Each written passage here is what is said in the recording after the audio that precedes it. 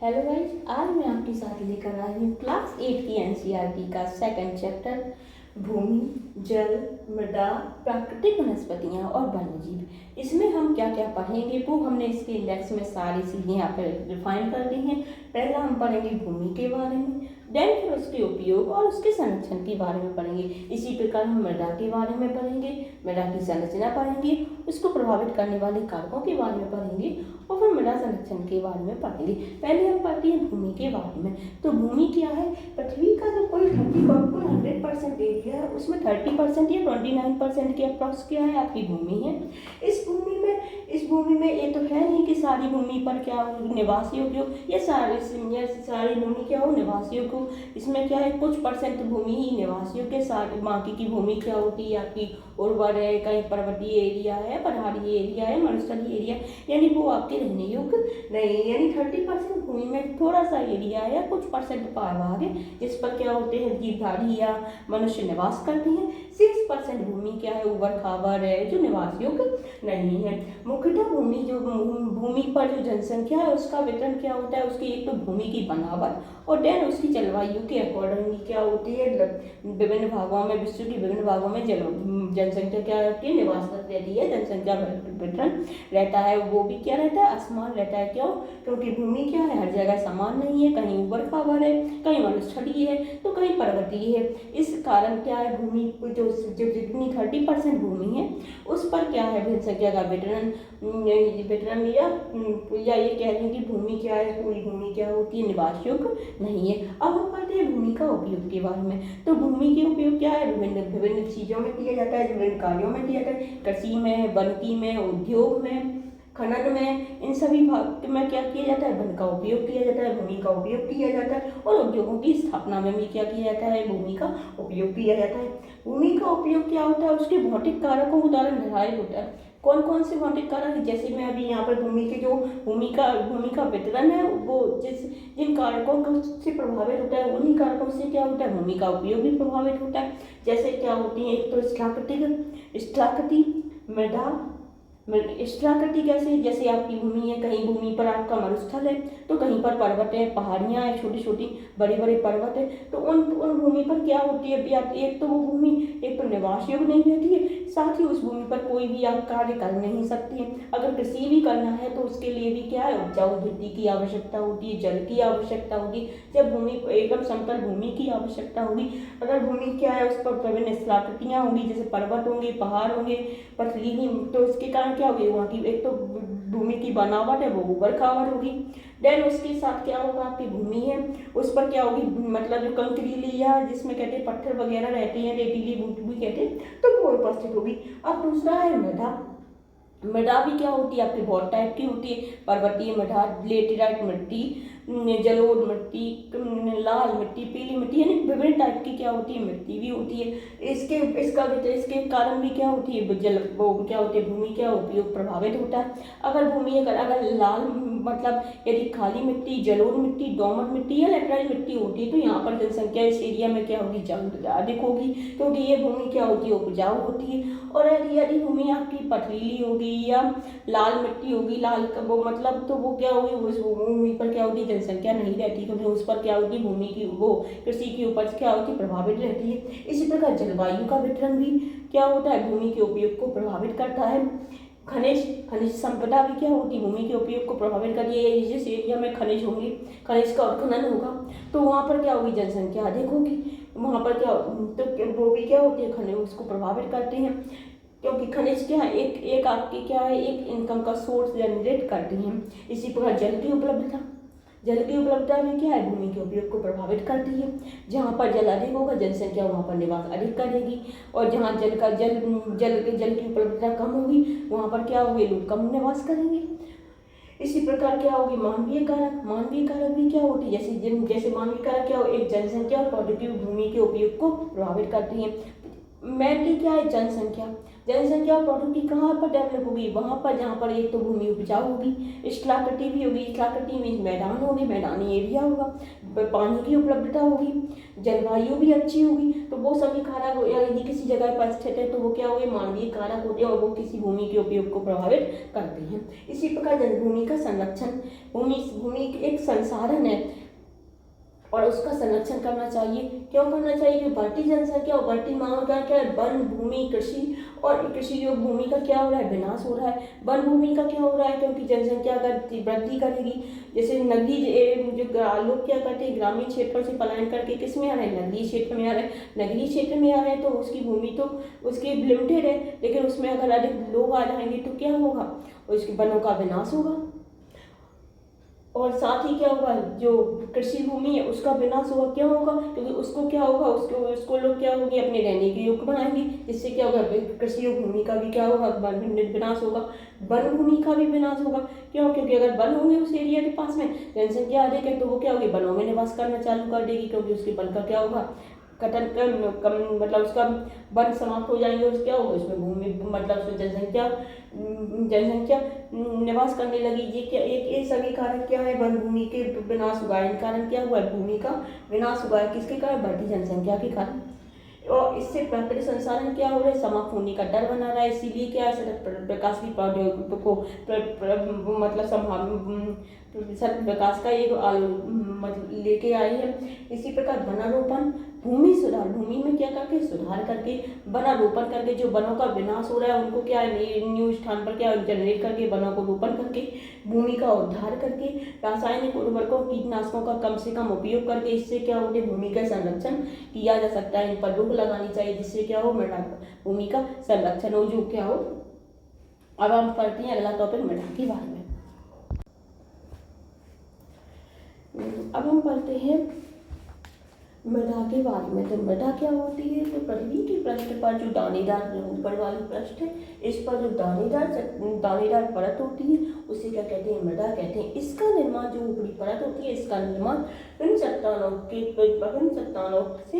चट्टानों एवं खनिज पदार्थों तथा जैव पदार्थों के में पाए जाने वाले खनिजों से होता है। तो जो मृदा, पृथ्वी की जो ऊपरी पृष्ठ होती है वो क्या होती है, वो दानेदार या लबेदार होती है। उसका निर्माण किससे होता है, चट्टानों से प्राप्त होने वाले विभिन्न खनिजों और जैव पदार्थों से होता है। क्योंकि ये चट्टानें क्या होती है, चट्टानों के अपरदन और अपरदन तथा अपक्षय के कारण ही किसका निर्माण होता है, मृदा का निर्माण होता है। यानी मृदा का निर्माण किस प्रक्रिया से बनती है, अपक्षय की प्रक्रिया से। अब अपक्षय क्या होता है, वर्षा, तापमान आदि के कारण जो चट्टानें होती हैं उनकी क्या हो रही है, उनका इरोजन या उनका क्या हो रहा है, क्षय हो रहा है। और उसी क्षय से किसका निर्माण होता है, मृदा का निर्माण होता है। इसमें क्या पाए जाते हैं, खनिज और जैव पदार्थ क्या होते हैं, खनिज होते हैं, विभिन्न खनिज होती है, जैसे पोटेशियम, कैल्शियम, मैग्नीशियम। तो जो विभिन्न खनिज और विभिन्न खनिज पदार्थ और क्या होते हैं, जैव पदार्थों, जैसे जो आपके जो कीट वगैरह या सूक्ष्म जीव वगैरह जो मर जाती हैं, उनसे क्या होता है, ह्यूमस का निर्माण होता है या जैव पदार्थ का निर्माण होता है। ये क्या होती है, मृदा में सही मात्रा में पाए जाते हैं, जिससे क्या होती है, मृदा आपकी उपजाऊ बनती है। अब मृदा को प्रभावित करने वाले कारक, तो मृदा को कौन कौन से कारक प्रभावित है, एक पहला तो है तापमान, वर्षा और अपक्षय तथा ह्यूमस निर्माण की प्रक्रिया क्या करती है, मृदा को प्रभावित करती है। जलवायु क्यों प्रभावित करती है, जिस प्रकार की जलवायु होगी वो क्या होगी, मृदा के निर्माण को प्रभावित करेगी। इसी प्रकार उच्चावच, तुंगता और क्या होती है, ढाल, जो आपकी मृदा की ढाल है, जिस एरिया में, जैसे वो मैदानी एरिया है या पर्वतीय एरिया है या पहाड़ी एरिया है, तो वो तुंगता भी उसका क्या करती है, मृदा के संचय को निर्धारित करती है। साथ ही जनक सेल, जो आपकी सेलें होती है, जिस सेल से मृदा का निर्माण होता है, वो भी क्या करती हैं, मृदा की निर्माण की प्रक्रिया को प्रभावित करती हैं। जनक सेल जिस टाइप से, जैसे आपकी अगर जो रेड मृदा है तो उसका निर्माण किससे हुआ होगा, आग्नेय सेल से हुआ होगा। काली मतलब जो ब्लैक सॉइल, काली मिट्टी है, उसका निर्माण किससे हुआ होगा, आपके बलुआ पत्थर से हुआ होगा। तो जिस टाइप से जिस प्रकार की मृदा होगी वही उसी प्रकार के उसके क्या होगी, रंग होगा। अगर अग्नि चट्टान से कोई मृदा बनी है तो उसका रंग रेड होगा, उसमें खनिजों की मात्रा उसी प्रकार से पाई जाएगी और उसके गुणधर्म भी उसी टाइप से होंगे। तो जनक सेल से निर्मित चट्टान, जनक सेल विभाग, उसका रंग, गठन, रासायनिक संरचना, ये क्या होते हैं, ये भी मृदा के निर्माण की प्रक्रिया को क्या करती है, प्रभावित करती है। साथ ही वनस्पति जात, प्राणी जात और सूक्ष्म जीव तथा ह्यूमस की मात्रा, इसकी ह्यूमस की मात्रा भी मृदा निर्माण की प्रक्रिया को प्रभावित करती है, क्योंकि अगर ह्यूमस की मात्रा अगर अच्छी है तो क्या होगी, मृदा उपजाऊ होगी, मृदा उपजाऊ होगी, उसमें और अगर सूक्ष्म जीव की मात्रा या प्राणी जात वनस्पति जात, यानी किस टाइप की प्राणी जात वनस्पति जात, प्राणी वनस्पति जात में किस टाइप की मिट्टी है और कौन सी फसल उसमें अच्छी होगी, वो भी क्या होती है, मृदा के निर्माण की प्रक्रिया को क्या करती है, प्रभावित करती है। अब मृदा की काट के बारे में पढ़ते हैं। जो हॉरिजॉन्टल काट होती है, आप किसी भी एरिया में कोई भी आप मतलब गड्ढा खोदते हैं या कुछ भी खोदते हैं तो आपकी मृदा में क्या क्या लेयर होती हैं, वो ऊपर आवाज करती है। जो ऊपरी लेयर होती है उसे आप रवेदा या जालीदार लेयर कहते हैं। उसमें क्या होता है, ह्यूमस और वनस्पति ऊपरी परत पर पाई जाती है। जो उसके बाद जो दूसरी लेयर होती है उसमें क्या रहती है, बालू, गाद, क्ले और मृदा रहती है। यानी जो आप पहले जो ऊपरी पृष्ठ होती है उस पर क्या होगी, ह्यूमस होगा, वनस्पति होगी। उसके देन जो दूसरी वाली लेयर होगी वो किसकी बनी होगी, बालू की, गाद की या क्ले की बनी रहती है। उसके बाद क्या होती है, अक्षय चट्टानें होती है, जिस चट्टान से क्या होता है, मृदा का निर्माण होता है। और साथ में नीचे वाली में एरिया में क्या होती है, जनक सेल होती है। जनक सेल जिस सेल के अक्षय से क्या होगा, मृदा का निर्माण होगा। पहले जनक सेल होगी, उसके बाद जब जनक सेल होगी उसके बाद मतलब क्या होगी, जो अक्षय चट्टानें होंगी। अक्षय मीन्स क्या होती है, जिससे मतलब इस चट्टान के इरोशन से या अपरदन से कारण किसका निर्माण होगा, मृदा का निर्माण, तो वो होगी। उसके बाद क्या होगी, बालू होगी, मतलब जो रेत टाइप की बालू, गाद होगी। और साथ में ऊपर वाला लेयर किसका होगा, ह्यूमस और वनस्पति का होगा, जिसके कारण क्या होती है, मृदा उपजाऊ होती है। उसमें क्या होगी, पैदावार अधिक होती है अगर अच्छी मृदा हो। अब मृदा के निम्नीकरण या मृदा के जो इरोशन को प्रभावित करने वाले कौन कौन से, एक तो वनोन्मूलन यानी वनों का क्या हो रहा है, धीरे धीरे विनाश हो रहा है। कटाई हो रही है, जो अगर जनसंख्या अधिक हो रहा है, नगरीय एरिया में क्या हो रही है, जनसंख्या अधिक हो रही है तो क्या हो गया, लोग वनों को क्या हो रहे हैं, उनका विनाश हो रहा है। उसके कारण वनोन्मूलन क्या होता है, मृदा के निर्माण की प्रक्रिया को प्रभावित करती है। क्योंकि वन क्या होती है, वनों में क्या होती है, पेड़ होती है, और वो क्या करती है, मृदा को क्या करती है, अपनी जड़ों से बांधे रखती है। जब वनोन्मूलन होगा तो क्या होगा, मृदा क्या होगी, गीली हो जाएगी और वो क्या हो जाएगी, रह जाएगी। इसी प्रकार अतिचालन यानी पशुओं का अतिचालन भी क्या करता है, मृदा निर्माण की प्रक्रिया को प्रभावित करता है। रासायनिक उर्वरकों का प्रयोग वो भी क्या कर रहा है, मृदा को क्या कर रहा है, प्रभावित कर रहा है। क्योंकि रासायनिक उर्वरकों का अधिक से अधिक उपयोग करने से मृदा की जो उपजाऊ क्षमता है वो क्या हो रही है, धीरे धीरे कम हो रही है।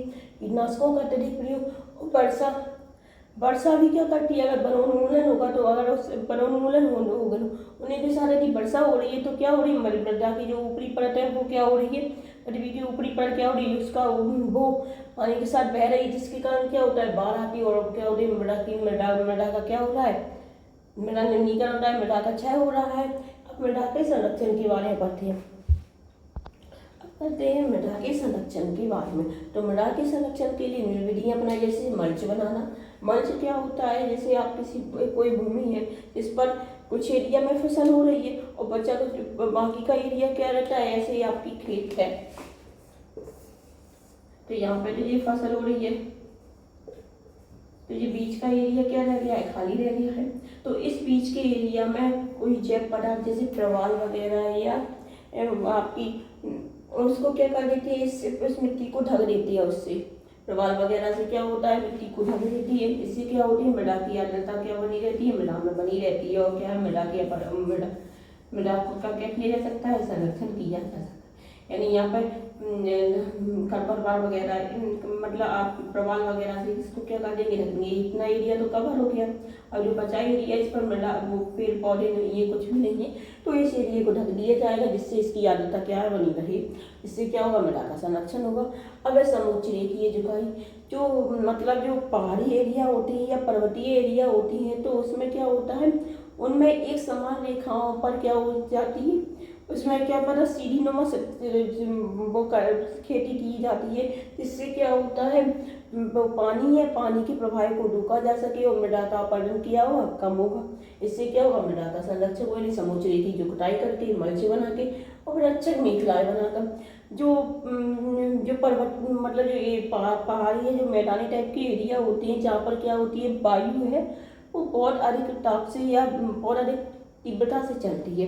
तो ऐसे एरिया में क्या करते हैं, ऐसा आपका जो एरिया है इसमें क्या है, बहुत तेज पवन चल रही है। अब पवन चलेगी तो वो अपनी मृदा की ऊपरी परत को उठाकर भागा ले जाएगी।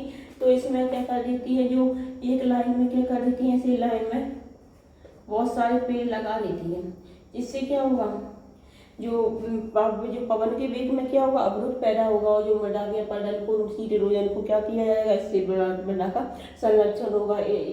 इन सारी विधियों से क्या होगा, मृदा को संरक्षण किया जाता है जिससे मृदा का क्या हो, क्षय ना हो। अब हम पढ़ते हैं जल के बारे में। अब हम पढ़ते हैं जल के बारे में। जल क्या है, ये प्राकृतिक संसाधन है जो क्या है, नवीकरणीय योग्य है। ये नवीकरणीय प्राकृतिक संसाधन है जो पृथ्वी है उसका 100% टोटल पृथ्वी है, उसमें 29% आपका क्या है, भूमि है और 71% क्या होता है, जल होता है। तो इस 70% जल में भी सारा जल आपका पीने योग्य नहीं है, इसका कुछ भाग पीने योग्य है, कुछ अलवणीय और तथा कुछ क्या होता है, हिमालय के रूप में पाया जाता है। यानी इस 71% टोटल अराउंड सर्वल, जिससे अपन क्या कहेंगे, टोटल 100% मान सकते हैं। तो इसमें 2/3% क्या होता है, महासागरों सागरों में क्या पाया जाता है, एक अलवणीय जल पाया जाता है जो क्या होता है, पीने योग्य नहीं होता है। साथ ही इसका 2% भाग या इस एरिया का है 2.7% भाग क्या होता है, हिमालय या हिमछत्र के रूप में पाया जाता है जो आपकी ध्रुवीय प्रदेशों में रहता है। जो भी क्या है, अलवणीय जल है, ये भी क्या है, पीने योग्य नहीं है। जो 1% भाग है वो ही क्या है, भौम जल है तथा इसका कुछ % भाग है नदियों झीलों आदि के रूप में भी पाया जाता है। यानी इस पृथ्वी पर टोटल अराउंड 70% जल है। इस जल का मात्र 1% भाग ही क्या है, जो है पीने योग्य है। लेकिन इतने 70% जल होने के कारण ही पृथ्वी को क्या कहते हैं, जलीय ग्रह कहते हैं। लेकिन इस 70% जल में भी क्या है, सिर्फ पीने योग्य कितना है, 1% है। 1% ही मानव उपयोग के लिए।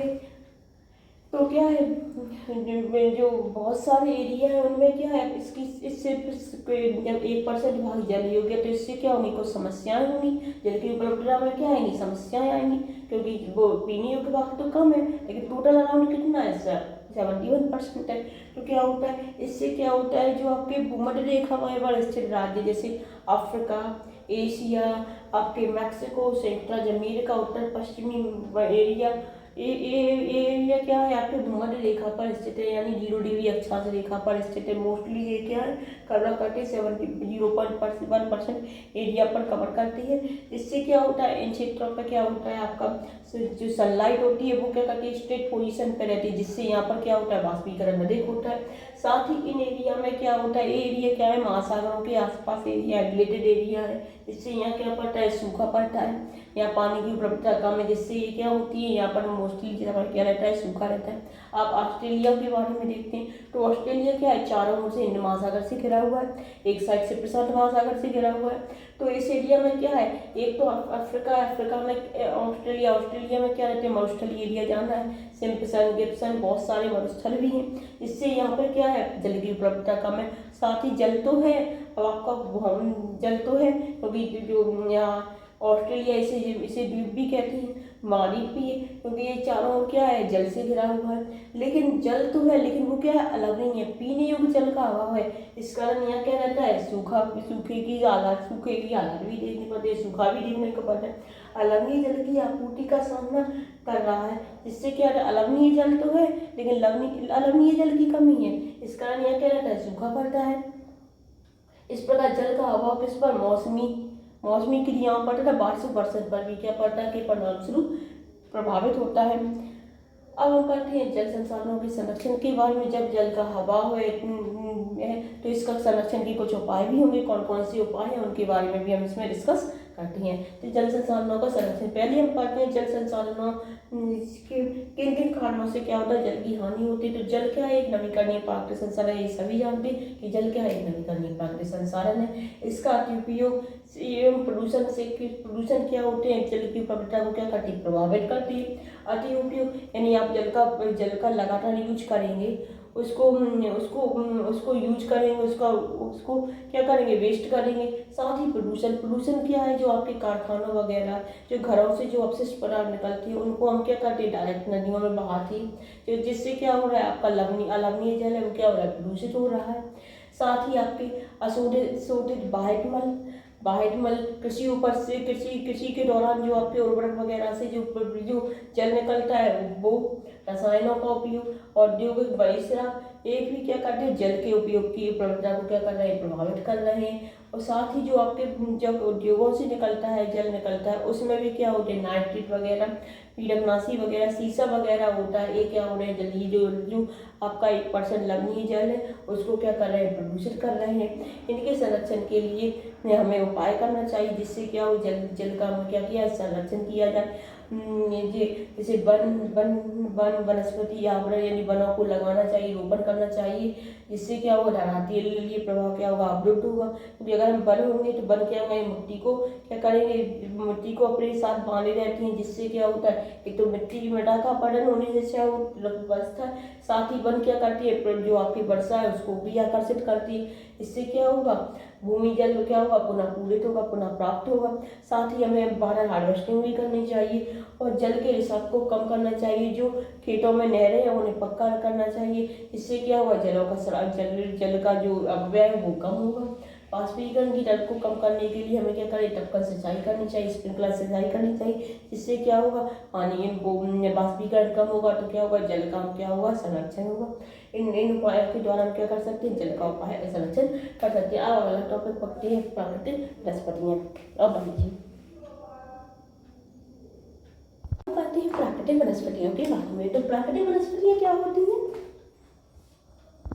तो प्राकृतिक वनस्पतियाँ क्या होती हैं, प्राकृतिक वनस्पतियाँ क्या होती हैं, वायुमंडल, जलमंडल और स्थल मंडल के जो बीच का एरिया होता है, इसे क्या कहती है, जैव मंडल कहते हैं। इसमें क्या होता है, यह एक छोटा कंजेस्टेड एरिया होता है। इसमें क्या होता है, सभी जीव जंतु और पेड़ पौधे, जीवधारी सभी क्या होते हैं, एक दूसरे से कोरिलेटेड होती हैं।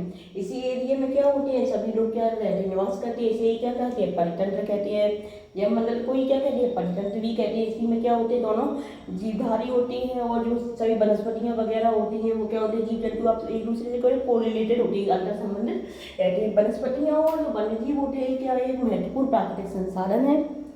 जो वनस्पतियाँ होती हैं उनसे क्या होती है, उनके बहुत सारे उनसे लाभ भी प्राप्त होते हैं। जैसे वनस्पतियों से क्या होता है, जो पेड़ पौधे होते हैं वो क्या करती हैं, आपकी मृदा को क्या होते हैं, बांधे रखती हैं। साथ ही वो क्या करती हैं, जो आपके वर्षा को क्या करती है, आकर्षित करती हैं, जिससे क्या होती है, आपकी वर्षा होती है। जब वर्षा होगी तो क्या होगी, फसल भी अच्छी होगी। यानी वो एक दूसरे से क्या है, रिलेट है। जो वनस्पतियाँ उनसे बहुत सारी मतलब मटेरियल, जैसे बांस, सागवान की सब्जी, मतलब बहुत सारी जड़ी बूटियाँ उत्पाद क्या होते हैं, प्राप्त होते हैं। इसी प्रकार वन्य जीवों से भी हमें क्या होते हैं, विभिन्न प्रकार के उत्पाद प्राप्त होते हैं। जैसे हमें शहद प्राप्त होती है, मधुमक्खी से शहद प्राप्त होती है। जो रेशम का कीट है उससे क्या पड़ता है, रेशम प्राप्त होती है। साथ ही इनसे हमें दूध, मांस, अंडा इत्यादि भी हमें प्राप्त होते हैं, जो हमारे दैनिक जीवन में क्या होते हैं, उपयोगी होती हैं। अब हम प्राकृतिक वनस्पतियों के वितरण के बारे में पढ़ते हैं। यानी प्राकृतिक वनस्पतियों का वितरण किस प्रकार से है, विश्व में किस प्रकार से है। तो इनकी क्या होती है, इनकी वनस्पतियों की वृद्धि मुख्य रूप से किस पर डिपेंड करती है, एक तो तापमान पर और दूसरी उस एरिया की जलवायु पर।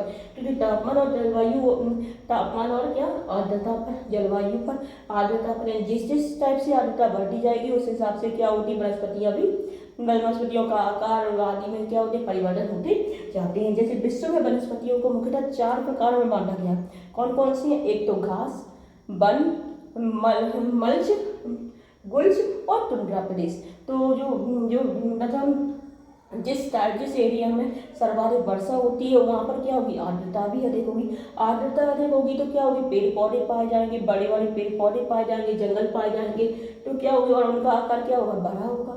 और जैसे जैसे आर्द्रता कम होती जाएगी, वर्षा कम होती जाएगी, वहाँ उस एरिया की उस एरिया में क्या हो जाएगी, वनस्पति जो पत्तियों का आकार है वो कम होता जाएगा। वनस्पतियाँ हैं वो क्या हो जाएंगी, उनकी उनकी मात्रा भी क्या हो जाएगी, कम होती जाएगी। यानी सामान्य वर्षा वाले एरिया में जहाँ पर आर्द्रता भी कम होती है, एक तो भारी वर्षा वाले एरिया है जहाँ पर क्या हो गया, आपके वन जंगल वगैरह पाए जाएंगे। और जो सामान्य वर्षा होती है, और जैसे सामान्य वर्षा होगी तो उसमें क्या होगी, नॉर्मल होगी, यानी 75 से 100 सेंटीमीटर या इससे एबव होगी, कुछ भी या होगी। तो उस एरिया में क्या होंगे, एक तो आपके वनस्पति होंगी, उनका आकार क्या हो जाएगा, कम हो जाएगा, यानी घास स्तरों का विकास होगा।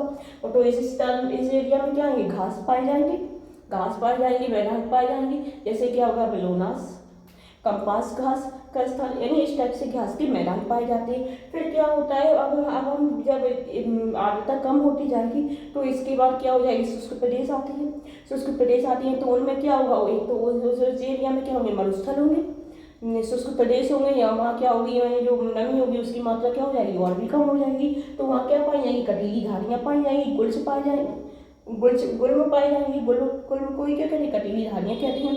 इन एरिया में क्या होंगे, मरुस्थल पाए जाते हैं। इनमें क्या होता है, आपकी कटीली झाड़ियाँ होती हैं। इनमें जो पत्तियाँ होती हैं वो किस में, कांटों में रूपांतरित हो जाती है, जिससे क्या उनकी जो वाष्पोत्सर्जन की क्रिया कम हो, और उनमें क्या हो, नमी उनमें बनी रहे, यानी उनमें नमी की मात्रा कम ना हो। यानी जो उनकी जो मतलब उनमें क्या हो, मोस्टली वो क्या करती है, अपने पानी को कंजर्व करती रहती हैं, जिससे क्या हो, उन्हें पानी की मिलती जाए, क्योंकि मरुस्थल वाले एरिया में क्या होता है, पानी की कमी रहती है। इसी प्रकार आपके होते हैं मतलब जो शीत एरिया में पाए जाते हैं, शीतोष्ण एरिया में, शीत वाले एरिया में, ठंडे प्रदेशों में क्या पाए जाते हैं, टुंड्रा वन पाई जाती है। वो क्या होते हैं, एक तो शीत एरिया होता है, साथ ही क्या होता है, ऊंचाई भी होती है।